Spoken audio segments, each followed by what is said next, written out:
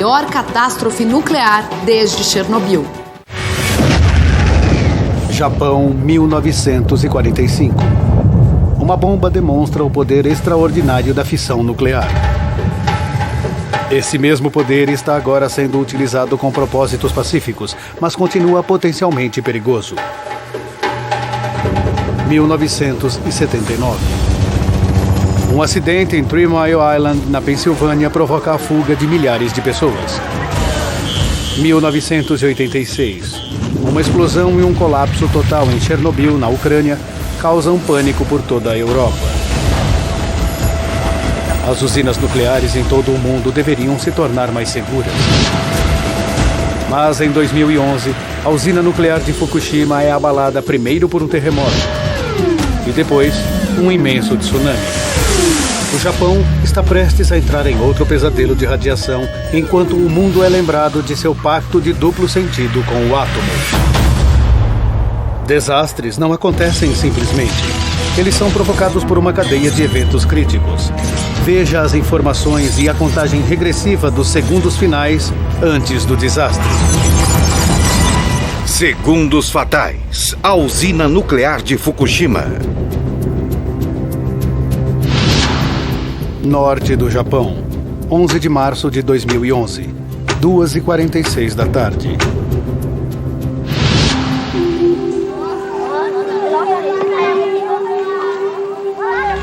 A professora de jardim de infância, Eriko Horiuchi, está na sala de aula.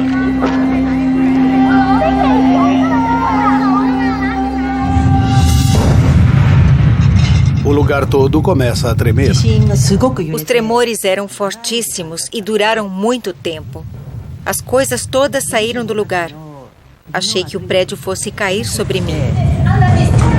Ela precisa agir rapidamente, mas com calma. Eu fui para debaixo da mesa com as crianças e avaliei a situação. O terremoto continuou por 5 minutos. Ele foi sentido a 230 quilômetros dali, em Tóquio.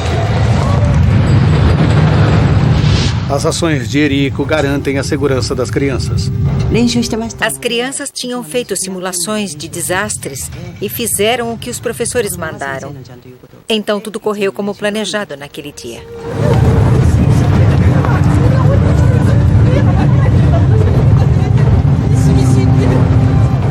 Arranha-céus foram sacudidos e prédios desabaram.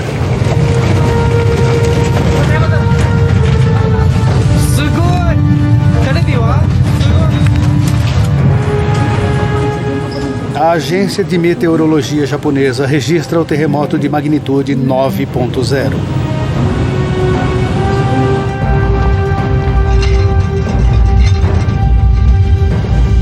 É o terremoto mais forte já ocorrido no Japão. Embora o epicentro seja a 130 quilômetros mar adentro, as primeiras fotos mostram uma devastação terrível através do norte do país. 2h53 da tarde.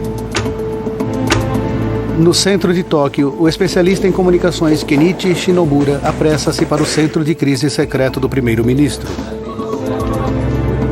O terremoto é tão grande que fica claro que haverá um grande desastre humanitário. O governo imediatamente convoca uma reunião de emergência. Devido à enormidade do desastre, meu instinto me dizia que o governo central teria de tomar sua própria iniciativa para agir, em vez de esperar pelos governos locais. 5 usinas nucleares do Japão estão na zona do desastre. Fukushima é a maior, fornecendo energia para todos os lares de Tóquio. A equipe do primeiro-ministro não tem ligações diretas com as usinas. Todas as informações da operadora da usina, TEPCO, passa pela Agência Reguladora Nuclear do Governo, dirigida por Yoshinori Moriyama.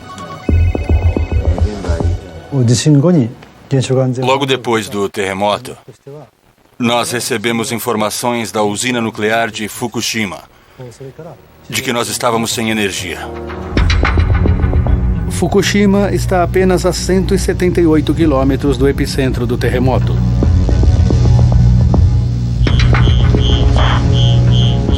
Ao primeiro sinal de tremores, a usina entra em modo de fuga. Um isolamento controlado então começa. A estação de força parece ter sofrido apenas pequenos danos.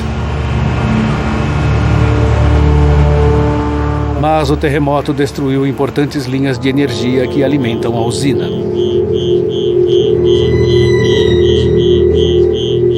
Fontes de energia emergenciais são acionadas para que o isolamento possa continuar em segurança. 2h55 da tarde.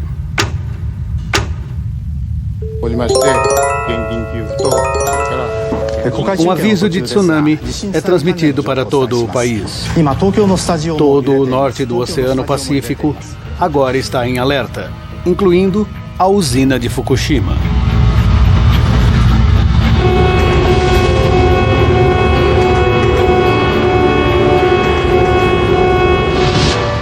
Na escola da professora Eriko, todos os alunos sobreviveram ilesos ao terremoto. Planos de emergência pedem a desocupação de todos. Eriko embarca as crianças em ônibus para levá-los da escola para suas casas no litoral. Ela não ouviu o aviso de tsunami.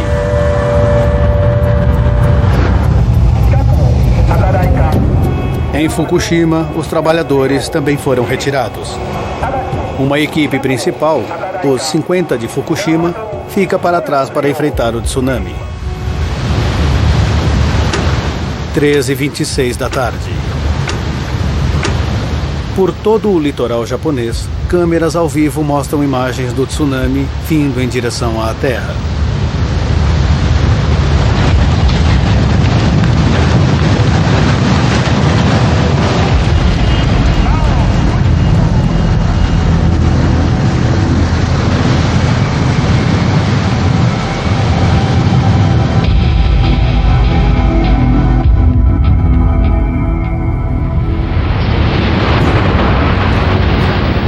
A estação de energia de Fukushima suporta a força total do tsunami.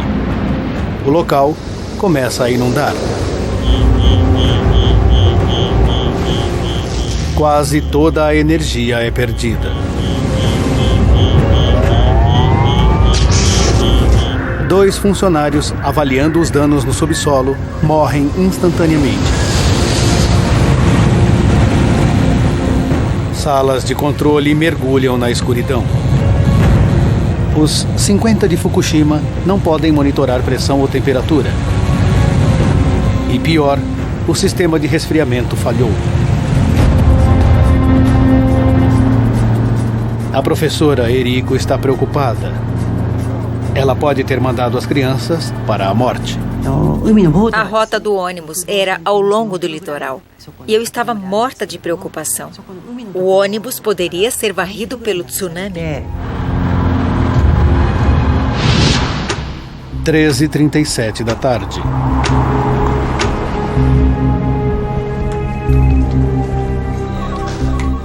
O primeiro-ministro Naoto Kan chega ao centro de crise de Tóquio e toma conhecimento de que a usina de Fukushima perdeu toda a sua força.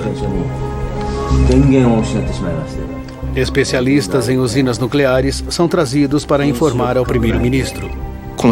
Mesmo os especialistas não podiam decidir o que deveria ser feito, porque isso estava totalmente além do que podiam prever.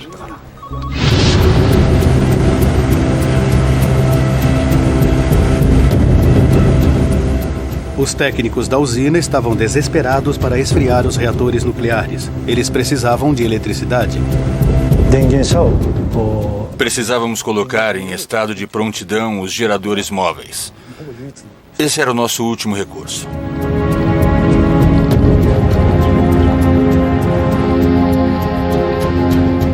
As estradas em torno da usina foram fortemente danificadas. Transportar os geradores era quase impossível.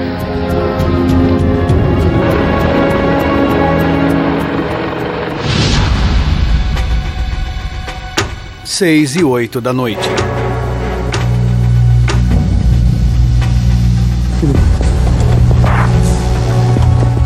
Na sala de controle danificada do reator número 1, engenheiros estão tentando descobrir o que aconteceu dentro do reator. Eles se voltam para o uso de conjuntos de baterias e baterias de carros para acionar instrumentos, possibilitando fazer leituras. Os níveis de radiação estão começando a subir. Os 50 de Fukushima vestem roupas contra a radiação e respiradores para se protegerem.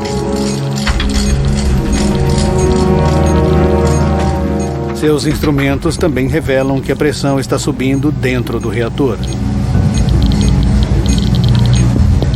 Eles precisam encontrar um meio de baixar a pressão.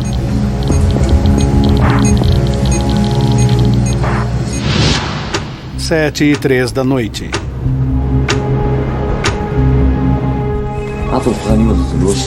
As notícias são passadas ao primeiro-ministro e ele declara estado oficial de emergência nuclear. Eu ouvi o primeiro-ministro dizer repetidamente, quase para si mesmo, isto é realmente grave.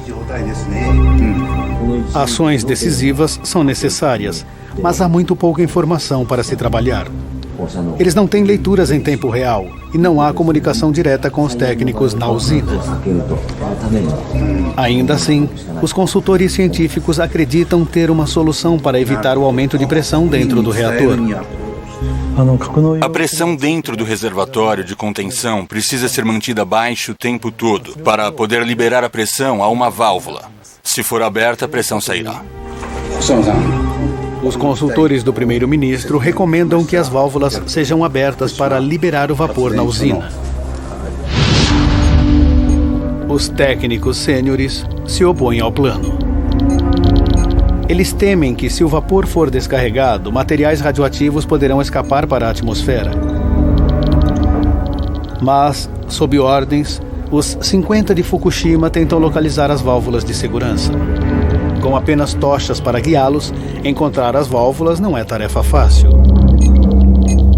E os contadores Geiger revelam que a radiação está aumentando. Pode ser porque o reator rachou durante o terremoto.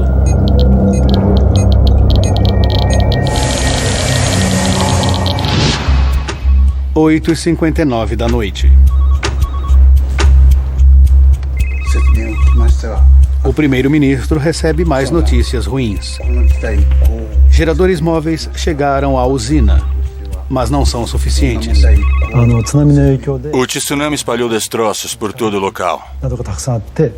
Os geradores móveis tiveram problemas para entrar na usina e também para chegar aos prédios dos reatores. Os cabos para os reatores são curtos demais. A usina ainda está sem eletricidade.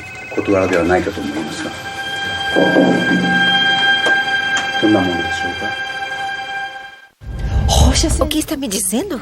A 8 quilômetros da usina de Fukushima, Eriko Horiuchi e seu marido estão ansiosos. Ouvi boatos sobre vazamento de radiação e sobre a usina estar com problemas. A partir daí, comecei a me sentir inquieta. As autoridades locais não confirmam os relatos. O marido suíço de Eriko, Dominique, descobre informações através de agências internacionais de notícias. Eu ainda tinha contato com a internet e comecei a ler jornais estrangeiros que eram um pouco mais explícitos sobre o desastre. Minha esposa me disse então que havia rumores sobre um problema na usina e decidimos partir de madrugada. As estradas estavam rachadas e não sabíamos se conseguiríamos sair. Resolvemos esperar até às 5 da manhã para ir embora. Viajar por rotas danificadas no escuro seria perigoso demais. Eriko e a família decidem esperar até o amanhecer.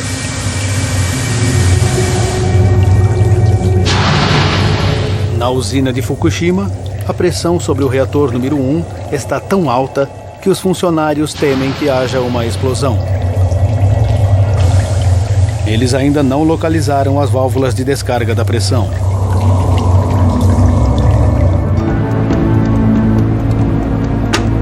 Cinco da manhã. sábado, 12 de março. Em sua casa, 8 quilômetros da usina nuclear de Fukushima, Eriko e seu marido resolvem partir. Decidimos nos afastar o máximo possível da usina. Saímos às 5 da manhã e às 6 houve um anúncio geral ordenando que as pessoas saíssem. 1 hora após a saída deles, um enorme engarrafamento bloqueou as estradas. Milhares de residentes seguem para centros de desocupação, enquanto o medo da radiação se espalha.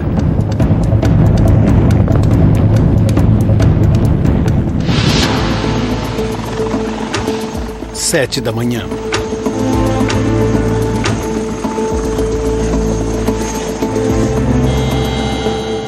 Frustrado pela fraca comunicação com a usina, o primeiro-ministro Kan decide ir até lá. Voamos por quilômetros e quilômetros e o cenário era o mesmo até onde os olhos alcançavam. A terra estava coberta pela água do mar e não se podia dizer onde a terra terminava e onde começava o mar.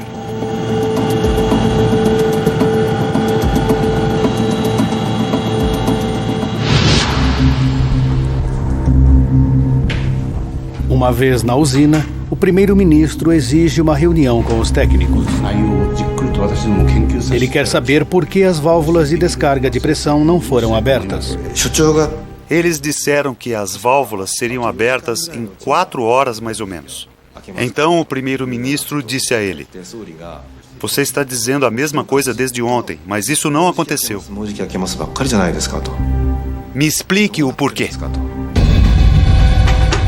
10h16 da manhã.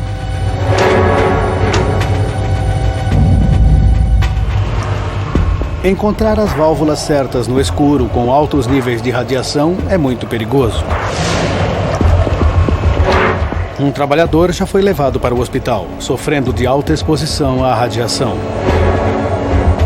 E quando eles encontram as válvulas, a perda de energia faz com que seja extremamente difícil abri-las. Elas são geralmente operadas por maquinaria pesada que acionam a linha de alimentação de eletricidade. Os 50 de Fukushima tentam fazer o serviço com baterias de carros e força bruta.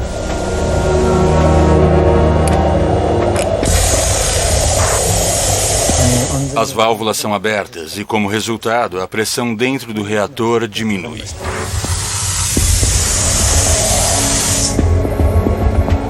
Os técnicos da usina agora acreditam que o reator número 1 estará seguro até que possam conectar a linha de alimentação de energia e começar o esfriamento novamente. Mas os níveis de radiação continuam a subir. Os engenheiros esperam que seja porque acabaram de liberar vapor radioativo ao abrir as válvulas. Mas isso pode indicar que o reator de 15 centímetros de espessura esteja rachado e que um derretimento do núcleo causou o escapamento de combustível do reator. O perigo está longe de acabar. 13h36 da tarde. Um grande tremor após o terremoto sacode a usina. A usina reportou que foi sentido um tremor forte. Quase imediatamente, o prédio que abriga o reator número 1 explode.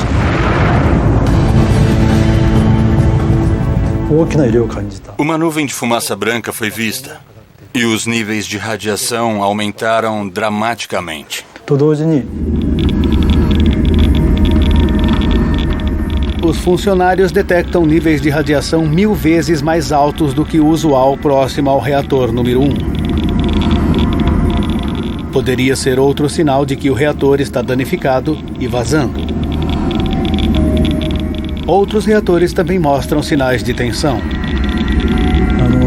Nós percebemos que houve danos às outras unidades de reatores. A primeira, a segunda e a terceira unidades estavam em condições precárias. 11 da manhã. 2 dias mais tarde.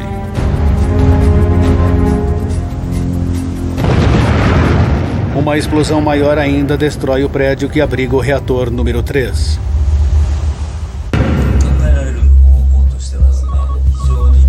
A explosão era exatamente o que o primeiro-ministro temia. Minha sensação era de desespero. O primeiro-ministro levantou a voz para os especialistas e disse: "Vocês me asseguraram que não haveria uma explosão. Por que aconteceu?" Ele teme uma dispersão de radiação catastrófica. Um temor partilhado pelo resto do mundo que segue os eventos ao vivo pela televisão. Em poucas horas, os níveis de radiação da usina começam a subir ainda mais. Os 50 de Fukushima ainda não controlam os reatores. O primeiro-ministro Kan é forçado a encarar algumas duras verdades em uma transmissão de TV ao vivo. O risco de mais vazamento de material radioativo está aumentando. 180 mil pessoas são forçadas a buscar abrigo temporário, longe de suas casas e sem ideia de quando serão autorizadas a voltar.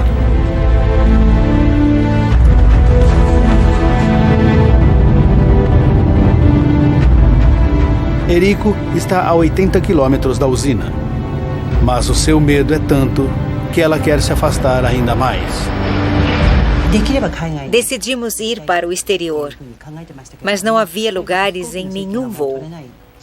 Queríamos nos afastar o máximo do aeroporto de Fukushima, mas não havia nenhum voo disponível.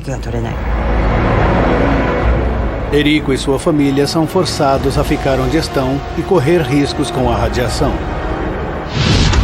6 da manhã. No dia seguinte, outra explosão causa um incêndio enorme no prédio do reator número 4.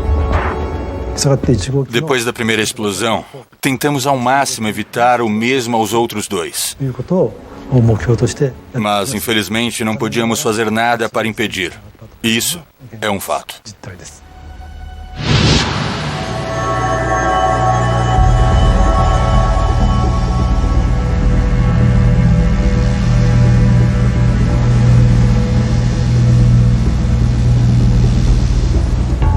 Quando o incêndio acaba, o vapor que sobe do prédio número 4 sugere que hastes de combustível em piscinas abertas de resfriamento podem ter superaquecido, levando a um maior vazamento de radiação ou a um derretimento, uma catástrofe total. Os técnicos da usina precisam inundar as hastes com água para esfriá-las. Helicópteros Chinook são chamados para jogar a água do ar. Eles usam água do mar que corroerá o maquinário, incapacitando os reatores para sempre. Mas os ventos altos tornam impossível direcionar a água eficientemente, e os níveis de radiação sobre o local são tão altos que os esforços devem ser abandonados.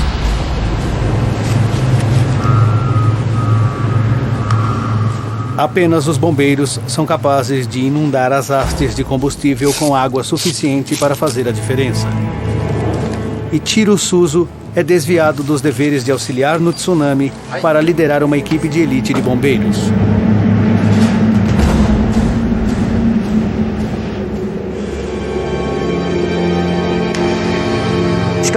Quando cheguei a Fukushima, minha vontade era corresponder às expectativas do país. Na entrada, tudo estava estranhamente silencioso.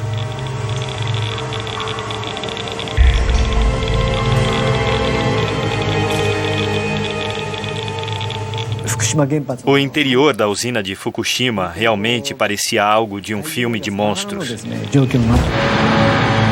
Suzu e sua equipe enfrentaram os perigos e passaram dias jogando água nas piscinas de combustível usado no local. Ele usa 2 roupas contra a radiação para protegê-lo da nuvem radioativa.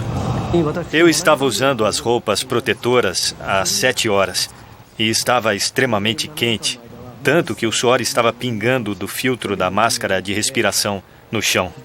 Foi um inferno. Eu não podia beber água nem ir ao banheiro. Foi incrivelmente estressante. Enquanto Eiichiro Suzu e sua equipe lutam para manter o controle em Fukushima, a água que eles borrifam na usina está levando a radiação para o oceano.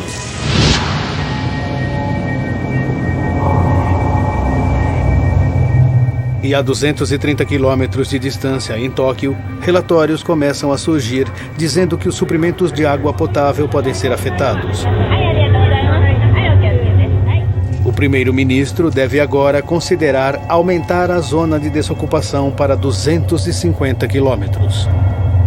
O que significa ordenar a 30 milhões de pessoas, incluindo Tóquio inteira, que abandonassem seus lares. Isso seria uma decisão sem precedentes, que nenhum governo fez na história moderna. Leva mais de 2 semanas para restaurar a energia na usina. Mas é tarde demais para deter o desastre. A radiação continua a vazar dos reatores. O Japão e o mundo estão desesperados para saber o que está acontecendo dentro da usina. E o que houve de tão desastrosamente errado em Fukushima?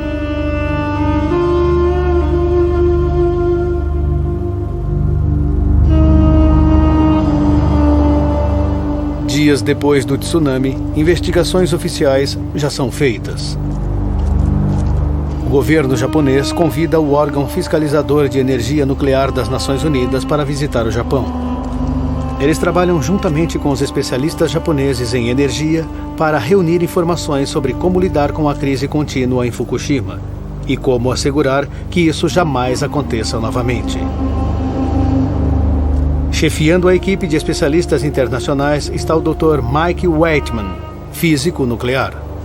Quando você chega ao local, parece um lugar muito bem cuidado. Então você para e observa os prédios dos reatores. Apenas pelas fotos, não se tem ideia da profunda devastação que ocorreu no local. 3 dos 6 reatores de Fukushima estão além de qualquer reparo. Mas, como todas as usinas nucleares, Fukushima foi projetada com segurança em seu núcleo. A ameaça de acidentes como 3 Mile Island e Chernobyl estão sempre presentes. E no Japão, terremotos e tsunamis são uma ameaça constante. Em Fukushima, muros para contenção do mar protegem a usina das ondas do tsunami. E os reatores são construídos na rocha dura para protegê-los de danos causados por terremotos. Como um dispositivo de segurança, geradores de emergência estão preparados para manter o local em funcionamento, caso a energia seja cortada. Todas as medidas de segurança não foram suficientes para proteger Fukushima. Agora, relembrando os eventos daquele dia e mergulhando nas investigações que se seguiram, podemos revelar como, com toda a preparação para esse tipo de incidente, esse desastre pôde acontecer.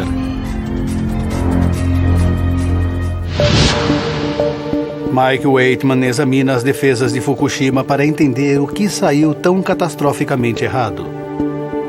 Ele encontra falhas cruciais no desenho original da usina. Ele suspeita de que os projetistas estavam mais preocupados com a ameaça de um terremoto do que com os perigos suscitados por um tsunami. Quando os reatores 1 a 4 foram colocados na década de 1960, os engenheiros diminuíram o local onde foi construído em 25 metros, pois isso lhes permitia ancorar os prédios dos reatores no leito de rocha sob a usina.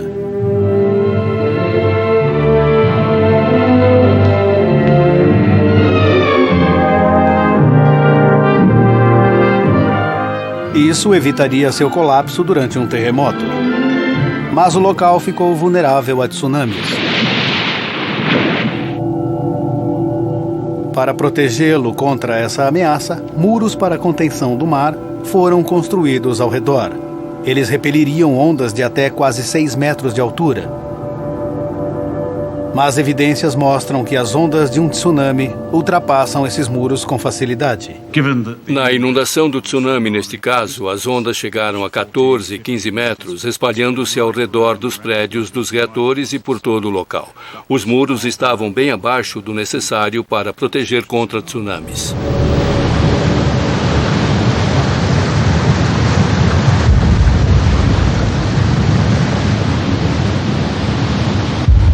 um funcionário gravou em vídeo o momento do impacto.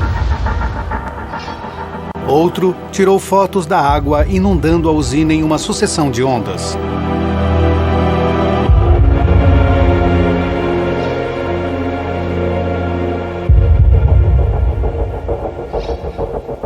Os muros contra tsunami eram baixos demais. Essa simples falha no projeto levou a uma catastrófica série de eventos que deixariam a usina em perigo de colapso. Durante o terremoto, a energia é perdida. O terremoto mais forte na história japonesa derruba as principais linhas de energia. No momento do terremoto, os reatores interrompem suas operações automaticamente. É isso que eles fazem. Seguindo o procedimento padrão, os geradores de emergência entram em ação. Todas as usinas nucleares têm backup de seus sistemas de energia.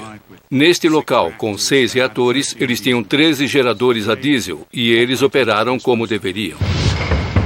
Mas então, o tsunami ocorre. Quando milhares de toneladas de água jorram sobre o local, a maioria dos geradores a diesel é inundada.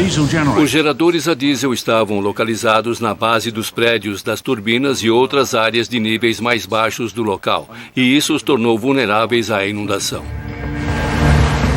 Portas de proteção a inundações não são páreo para o tsunami. Toda a energia é perdida. Os engenheiros não podem controlar a quantidade de calor gerada em seus enormes reservatórios de pressão do reator. A primeira coisa a notar no reservatório de pressão do reator é uma grande estrutura. É cerca do tamanho de um ônibus de 2 andares de Londres, mas dentro dele é como uma chaleira. Dentro do reator, reações nucleares criam calor para produzir o vapor que aciona as turbinas. Quando a energia é cortada, a água, que evita que o sistema superaqueça, para de fluir. Mas as reações nucleares continuam e o combustível ainda bombeia calor. O resfriamento é fundamental para garantir a segurança das reações nucleares. É preciso manter o reator resfriado para poder deixá-lo seguro. Os técnicos da usina não têm força para manter as bombas de resfriamento funcionando. Hastes de combustíveis começam a superaquecer, liquefazendo-se. Esse derretimento libera grandes quantidades de radioatividade. Os instrumentos de medição de temperatura e pressão da usina estão sem funcionar e, portanto, os técnicos não têm conhecimento do estado dos reatores.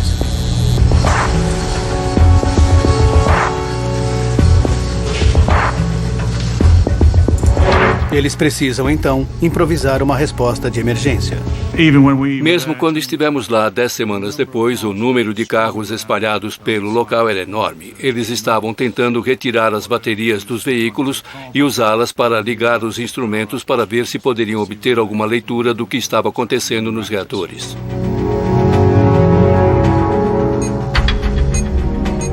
O uso de baterias de carros dá aos engenheiros percepções instantâneas do estado de seus reatores. Como se sabe quanta água tem em um reator? Onde ela está? Qual é a taxa de fluxo em torno do sistema? Fizeram o possível para conseguir leituras. Com essas baterias, os 50 de Fukushima conseguem obter leituras importantes. E também puderam abrir válvulas de segurança. Mas essas leituras oferecem apenas vislumbres de aquecimento perigoso dos reatores e do derretimento que se aproxima. Sem energia para acionar seus sistemas de resfriamento, não há nada que eles possam fazer para detê-lo. E pior, por causa do desenho da usina, ocorre outro problema que eles não podem evitar.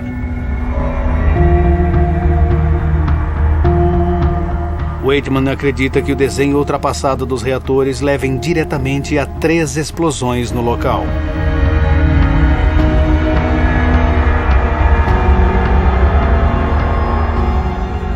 Toneladas de combustível nuclear são guardadas em hastes e geralmente mantidas resfriadas por um fluxo de água fria.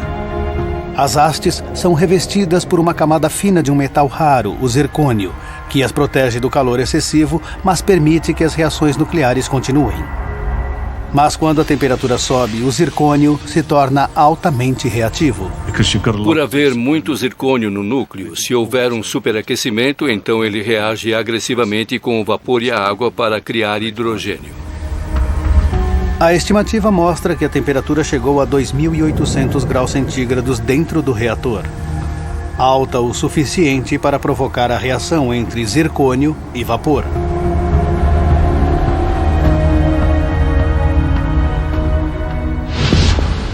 Enquanto o hidrogênio altamente inflamável aumenta perigosamente, os técnicos o descarregam na estrutura de concreto que rodeia o reator.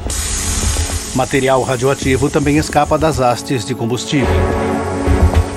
Dali, ele sai lentamente através das válvulas de segurança. Mas nem todo o hidrogênio chega ao ar livre. Grandes quantidades escapam para a parte alta do prédio. Os 50 de Fukushima não podem impedir a ignição do gás. Havia equipamento quebrado. Bastou um pouco de energia para provocar uma centelha.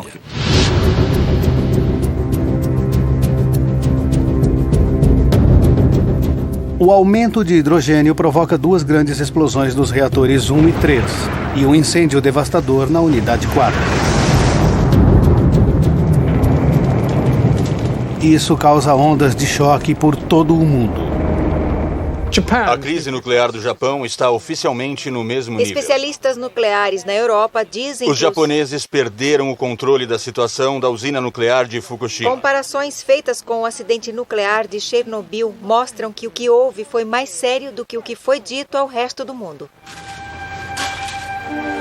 O pânico se espalha sobre a extensão da radiação, enquanto comparações com Chernobyl trazem de volta lembranças de radiações nucleares em escala global.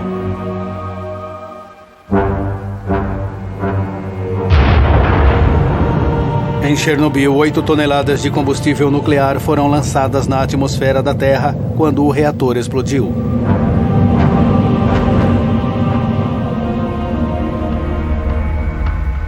Mike Waitman reavalia a extensão da radiação liberada em Fukushima para ver se é comparável ao incidente de Chernobyl.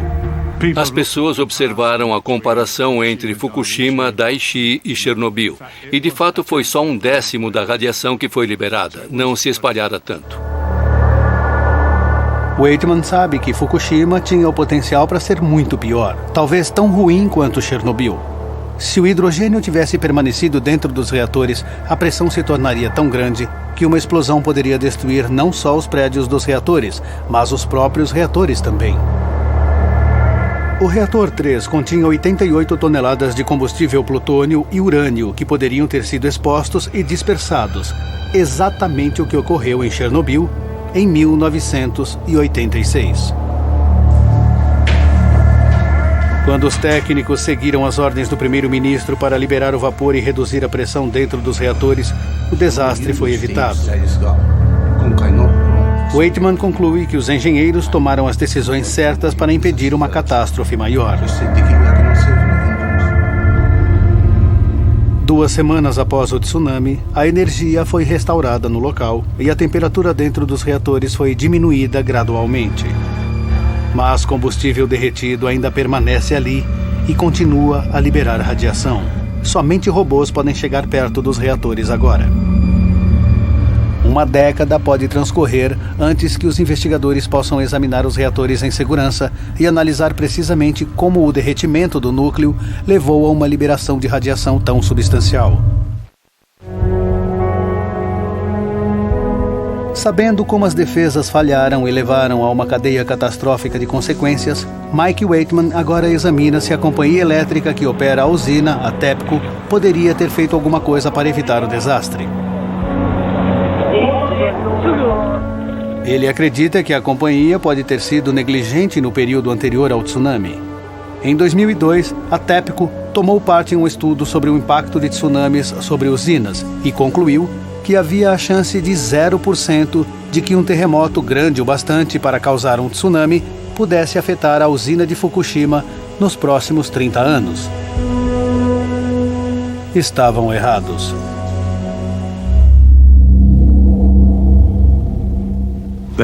Eles não trataram dos riscos do tsunami muito bem. Não se pode subestimar eventos naturais raros e deve-se levá-los em consideração nos projetos. A TEPCO afirma ter tomado medidas de segurança apropriadas, levando em conta todas as informações conhecidas. Mas eles dizem que a escala do tsunami foi além de qualquer coisa que pudessem ter previsto e que desde o acidente eles fizeram tudo para estabilizar os reatores.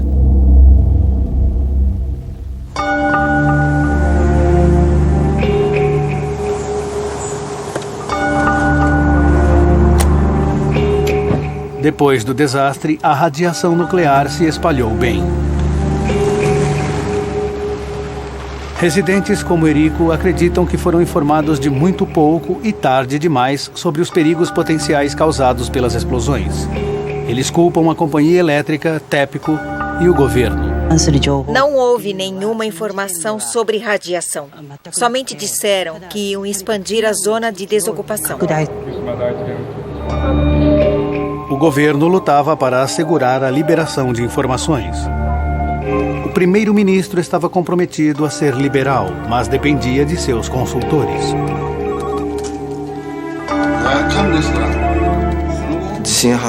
Imediatamente após o incidente, o primeiro-ministro perguntou aos especialistas o que acham que vai acontecer a Fukushima agora. Nenhum deles deu uma resposta clara. A única coisa que disseram foi que uma explosão de hidrogênio não iria acontecer devido ao projeto da usina. E pensamos, se não acreditarmos no que eles dizem, em quem acreditaremos? Os especialistas do primeiro-ministro tinham poucos detalhes à sua disposição devido às poucas informações da TEPCO. O que as pessoas com ligação com a usina nuclear de Fukushima, tais como a TEPCO, realmente sabem? E elas partilham suas informações com o governo? O primeiro-ministro Naoto Kan estava envolvido em eventos além de seu controle. 5 meses após o tsunami, ele foi forçado a renunciar. E não havia sinal do fim do desastre de Fukushima.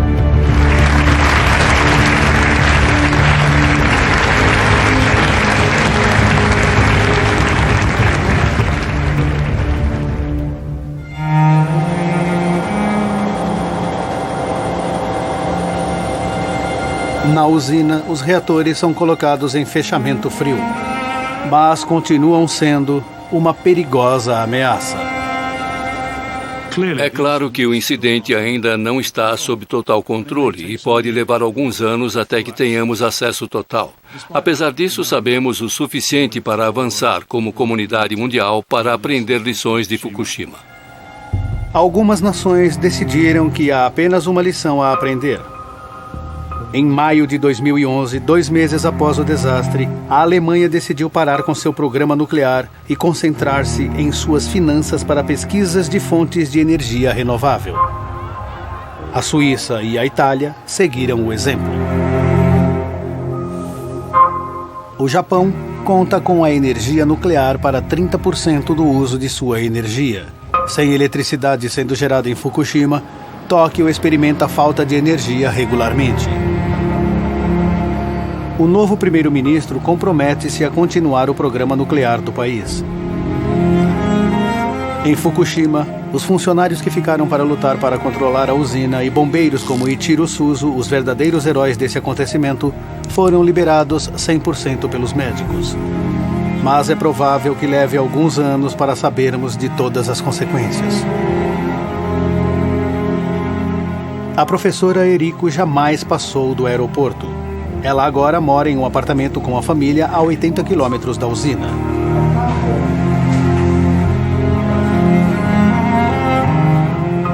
O ônibus com os alunos do jardim de infância não foi atingido pelo tsunami. Todas as crianças sobreviveram. Na área ao redor de Fukushima, os efeitos do desastre permanecerão por muitos anos ainda. Uma zona de exclusão de 20 quilômetros em torno da usina ainda está em vigor. Todas as fazendas foram abandonadas. 4 centímetros de solo radioativo devem ser removidos de cada área de terra fértil. Até lá, nada pode ser plantado. 10 anos podem se passar até que 100 mil pessoas em centros de desocupação em toda a região recebam permissão para retornar a seus lares. Versão Marshmallow São Paulo.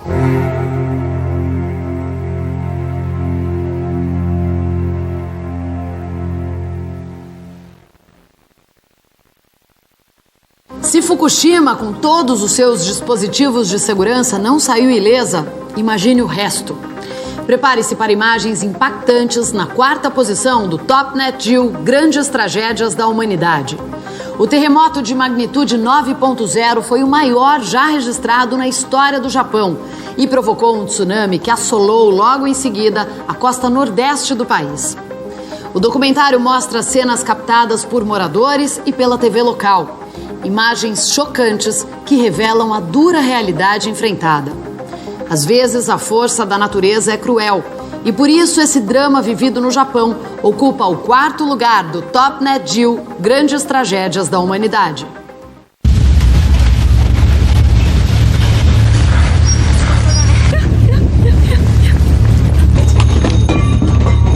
Tudo bem, eu vou para debaixo da mesa. 11 de março de 2011. Um terremoto de magnitude 9.0 atinge o Japão.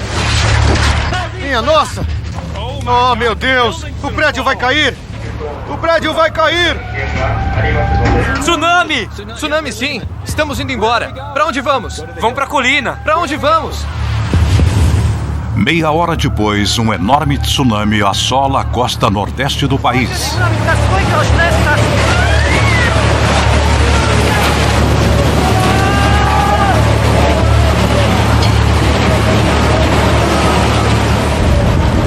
Provocando uma catástrofe sem precedentes.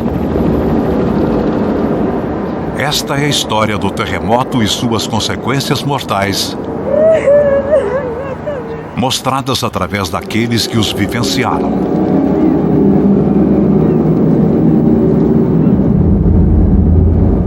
Tragédia no Japão.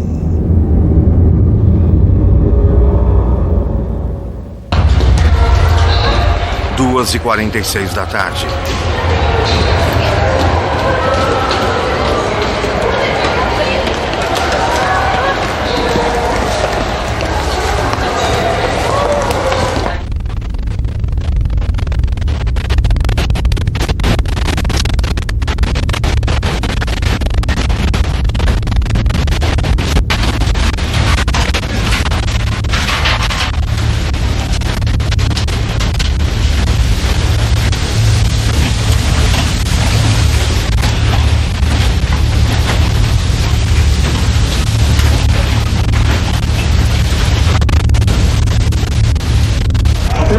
Fiquem em alerta para desmoronamentos e deslizamentos.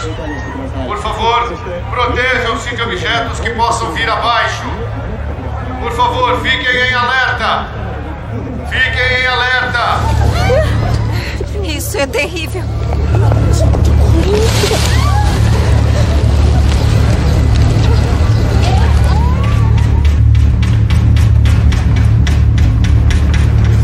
Esse é muito assustador.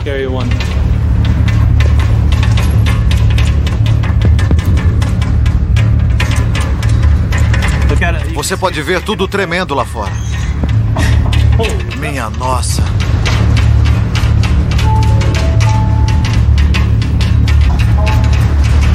Olha só isso.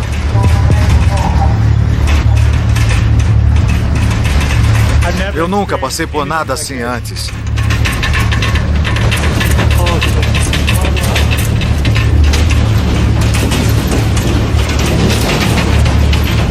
Pode haver muitos danos em Tóquio. Para debaixo da mesa. Oh my God. Ah, meu Deus. Este é o maior terremoto até hoje. E ele continua. Ah, meu Deus, o edifício vai cair.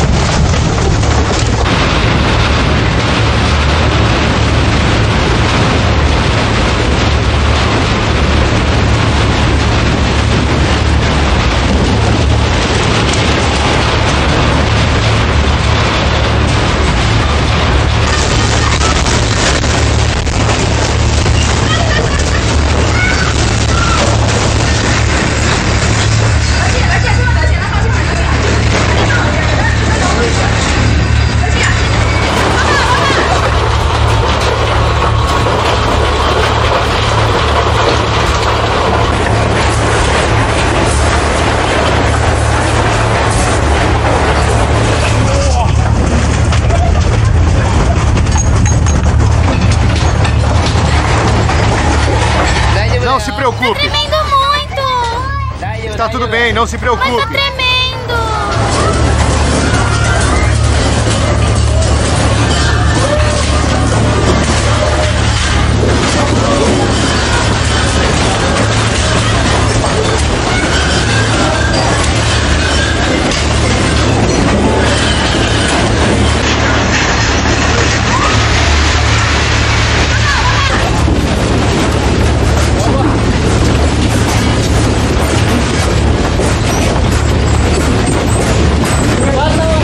Se sentar. Sente-se. Mamãe, mamãe!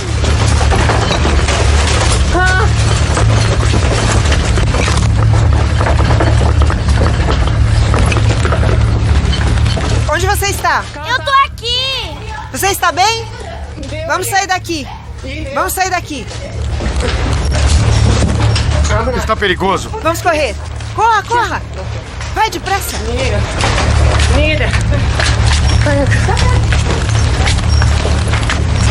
Mamãe! Mamãe, aqui!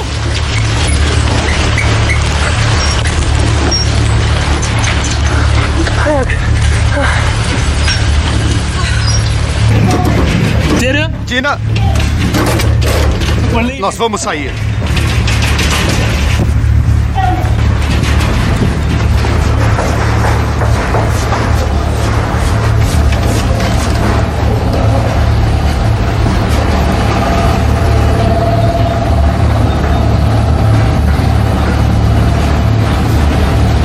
Tudo bem, parece um pouco mais seguro aqui.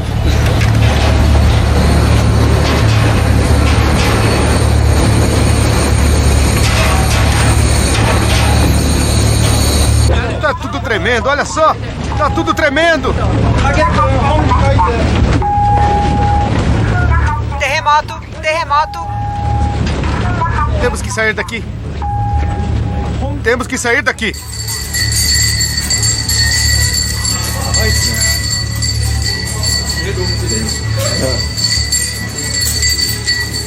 É perigoso, é muito perigoso. As pessoas estão correndo para fora do edifício. Você tem razão. Isso tá mesmo acontecendo? Incrível.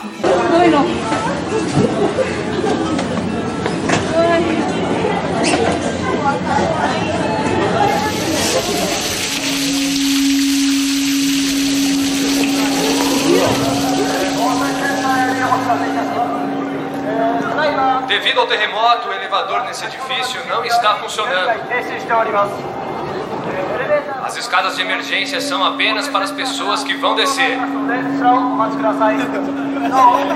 Por favor, não usem as escadas até ouvirem um aviso do Centro de Prevenção de Desastres. O terremoto dura 6 minutos. Ele é o tremor mais violento já registrado na história do Japão, o 4º terremoto mais violento do mundo. Seus tremores são sentidos em todo o país, a uma distância de mais de 2.400 quilômetros de norte a sul e com violentos tremores subsequentes. A linha está ocupada. As torres podem estar danificadas. Você está bem? Eu corri com os ovos na mão, estão todos quebrados, eu não trouxe nada. Eu só trouxe meu celular. Eu também só trouxe o celular. Tudo lá dentro começou a cair. Será que vai haver alerta de emergência? Não acho que haverá aviso. Talvez devêssemos ficar longe dos edifícios. Fique aí, eu vou pegar as chaves do carro.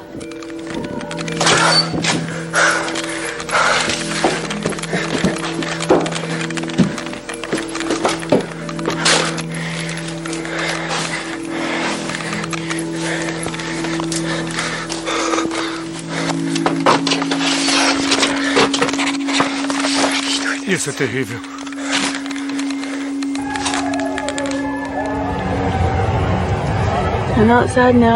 Estou do lado de fora agora e posso sentir o chão tremer. Há várias pessoas falando ao telefone. Mas não consigo falar com meu marido. O telefone continua sem sinal. Isto é apavorante.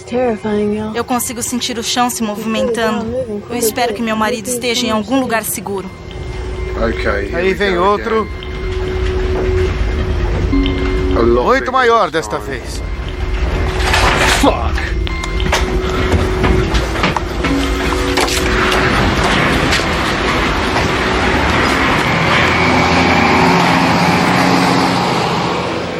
Santo Deus, eu nunca vi nada tão assustador, nada tão assustador assim. Santo Deus, é assustador de verdade.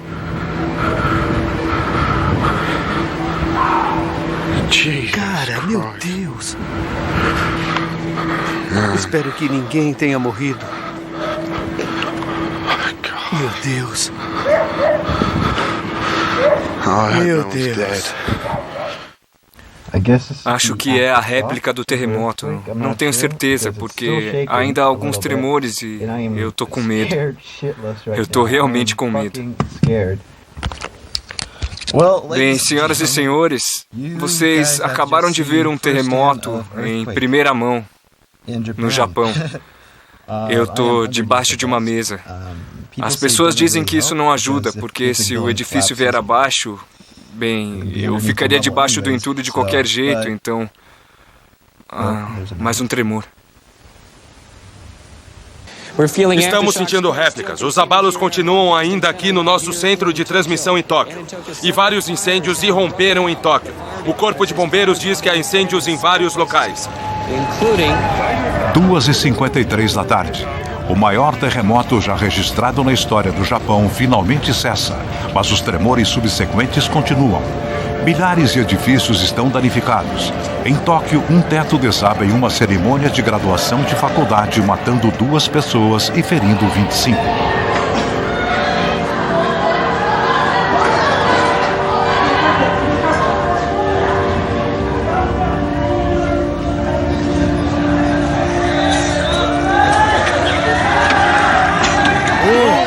Levantem! 1, 2, levantem! Levantem! Vamos, rápido! Estão contentes por eu ter dito para saírem daqui? Foi exatamente onde estávamos e há pessoas mortas. 1, 2, levantem! 1, 2, levantem! Tirem os pedaços pequenos primeiro.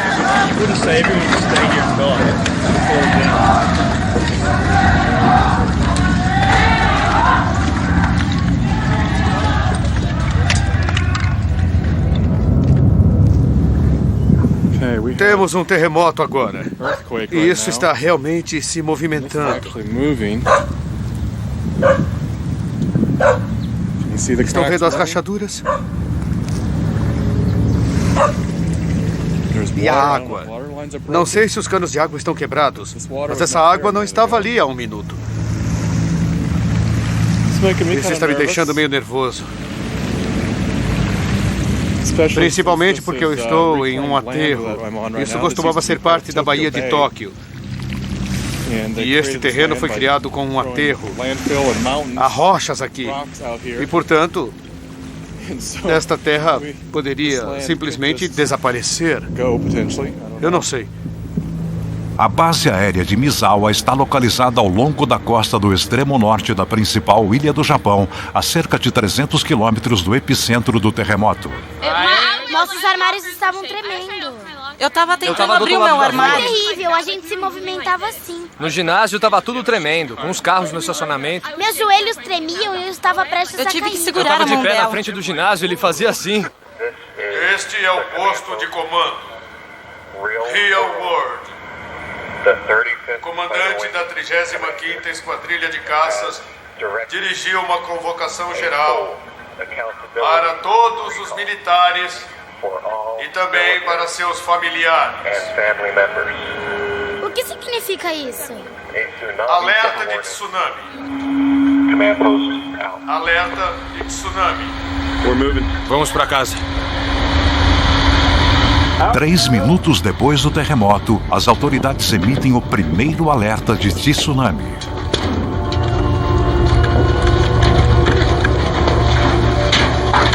Você, venha pra fora.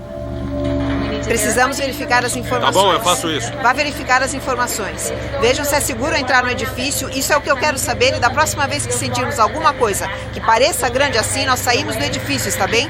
Se não conseguirem sair do prédio, fiquem debaixo de uma mesa. Fiquem em algum lugar que estejam seguros, caso alguma coisa caia sobre vocês. Fiquem no lugar mais seguro possível, está bem?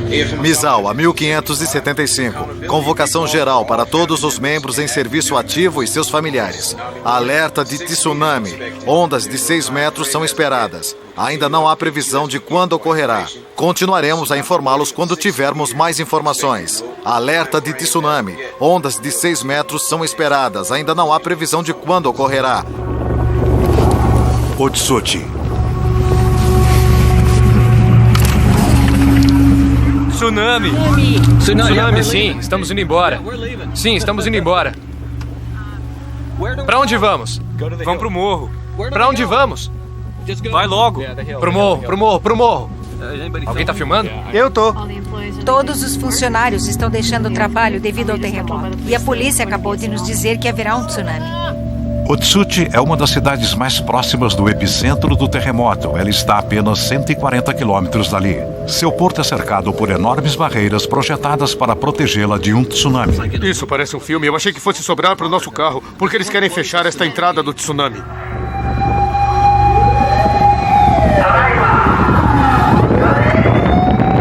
Como todo mundo está correndo, eu suponho que a barreira de proteção contra tsunamis é apenas uma medida preventiva. Ela não vai realmente ajudar muito. Tudo bem, é uma medida de precaução, mas eu quero dizer, nunca se sabe. Esta é uma cidade com muitas histórias de tsunamis e muitas mortes decorrentes deles. Isso é levado muito a sério.